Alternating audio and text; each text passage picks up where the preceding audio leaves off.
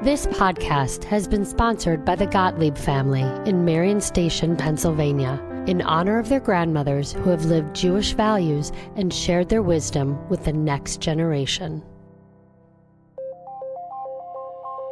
This is The Book of Life, a podcast that uncovers life lessons from Judaism's most important book, helping you power your day with purpose.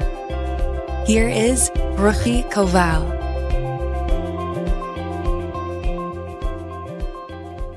At my grandfather's funeral 4 years ago, his brother-in-law, who is my great-uncle Moshe, got up and made the following unbelievable announcement.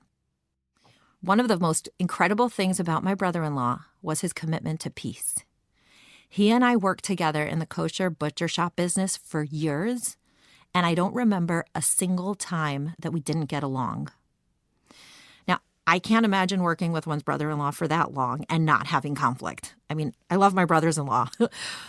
But I do know from growing up with my amazing grandfather that he almost never felt that an issue was worth sacrificing peace. He was willing to take a hit financially or in his honor or his reputation as long as peace could be preserved. It's so appropriate that his first name was Shalom, which means peace. And I just miss him so much. In Rabbi Jonathan Sacks' recent book, Morality, he writes about a memorable plane trip that he took. After the assassination of Yitzhak Rabin in 1995, Rabbi Sacks was one of 5 men sitting in a Queen's Flight Royal airplane on their way from Great Britain to Israel to attend the funeral. These 5 men were, on the one side of the plane, Prime Minister John Major and Foreign Secretary Malcolm Rifkind. Opposite them sat the leader of the political opposition, Tony Blair, and Patty Ashdown, leader of the Liberal Democrats, Britain's third party. Rabbi Sacks had been invited because he was the chief rabbi and he would represent the Jewish community. So in his book, Morality, Rabbi Sacks writes the following about this memorable plane trip. Half an hour into the flight, Patty Ashdown turned to John Major and said, "John, here are leaders of 3 opposed parties, but we probably have more in common with one another than we do with the extremists in our own parties. We've never sat together before like this. Let's talk honestly and openly about what we really believe regarding the biggest issues today." John Major, with a smile, willingly agreed. And for hour after hour, all 4 politicians talked together as candid friends. It was possibly the only time such an extended conversation took place between the party leaders. For 8 hours, I sat and listened to the closest British politics came to a team of rivals sharing their deepest convictions with total openness and friendship. I cherish the memory of those hours because it showed me politics at its best. One of the most famous Hebrew words that we've all heard of is the word shalom, peace. It's also one of the most important values in Judaism. But what's the actual root of that word? The word shalom is linked to the word shalem. That means complete. Now, when we say that something is complete, what we're alluding to here is the fact that it has potential for fragmentation or brokenness, right? I mean, if something can't break or was never broken, we don't call it complete. If it was never incomplete, it doesn't have meaningfulness in its completion. Finding peace with those who are different from us, with those of opposing views, with those with whom there is potential for conflict, that is meaningful peace. That is true shalom.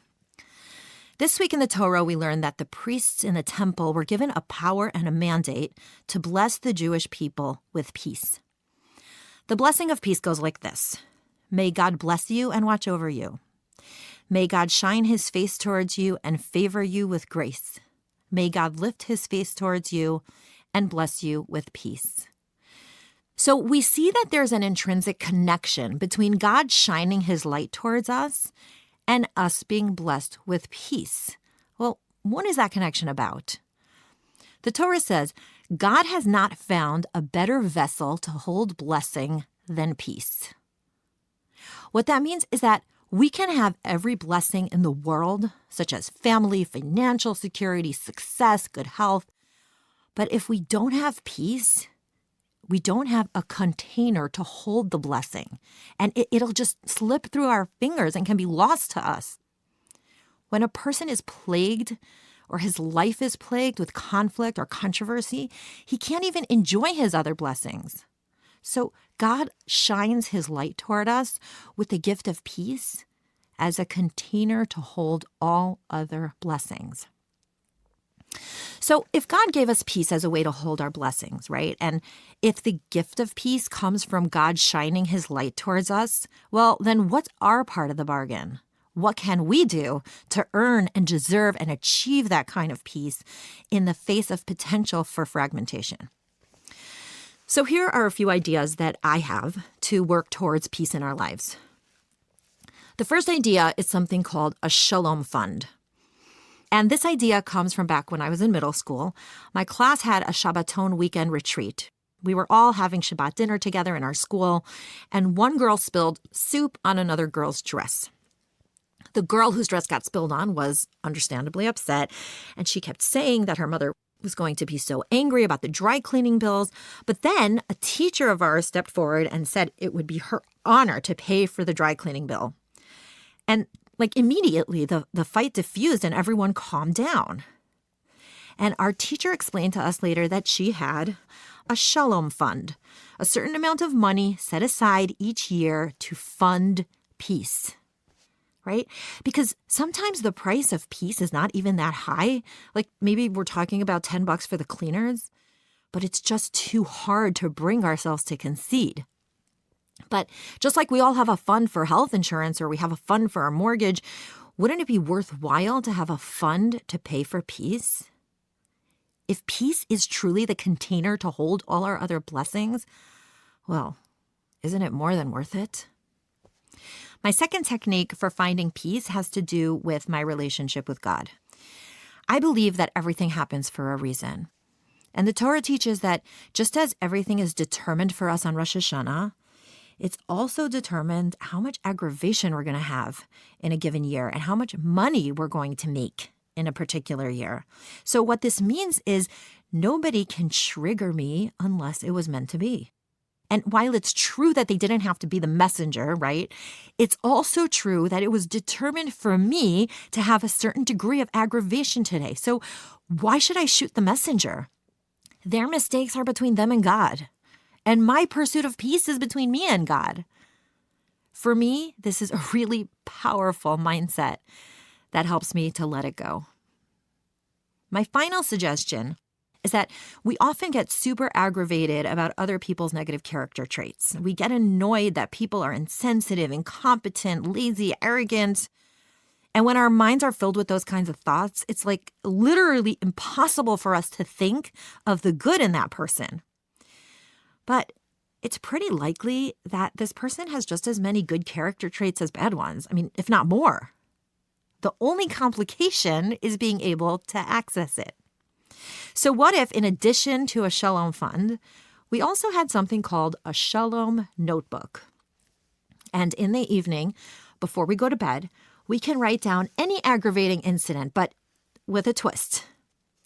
For each negative character trait or quality that we notice in another person with whom we're having conflict, what if we could also write down 3 positive attributes or qualities of that person that we do appreciate and that we do like? And I guarantee you that it will change the way you think and feel. So whether you learn from my grandfather, Rabbi Shalom Haimowitz of blessed memory, or you learn from Rabbi Sachs's encounter with 5 British politicians, or maybe you're inspired by the blessing for peace as taught and transmitted in the Torah, right? One thing's for sure. Peace is both a gift from God as well as a process initiated by us. So let's earn it and let's deserve it. I'll leave you today with a closing quote from Rabbi Sachs. The single greatest mistake, and it's been made many times in history, is to believe that peace is a zero-sum game. If I win, you lose. If I suffer, you gain. It isn't so. The truth is, the opposite. From violence, both sides suffer. From peace, both sides gain. That is why no one does a service to peace by demonizing one side and making heroes of the other. Peace is a duet scored for two voices, and someone who thinks that one voice can win by drowning out the other just hasn't understood what a duet is. This is the Book of Life. Don't forget to rate, review, and subscribe to Momentum Podcast on Apple, Spotify, or wherever you get your podcast. Join Ruchi again next time for more meaning and inspiration from Judaism's most important book to power your day with purpose.